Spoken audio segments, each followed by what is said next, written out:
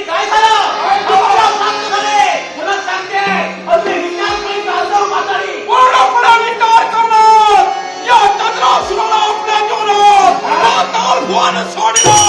वर्ग साम्राज्य जिंकण्याचं कार्य केलंय. जो हे शक्ती करतो, पुढे हे दैवी तत्व येऊ दे. त्या दैवी तत्व आडवं केलं रक्त बिचारे सुद्धा केल्या होत्या. पण शेवटी काय घडलं? त्याच्या नाशासाठी मी पूर्ण साम्राज्य बनली. मग तरी पण त्याचं रक्त फटाफट नाशक केलं. इकडे तुझ्यामध्ये माणसाचे ताजा येतोय. आगे माया आगे शक्ती गिरिजा शक्ती फडो. अरे नवऱ्याच्या उरावर पाय मी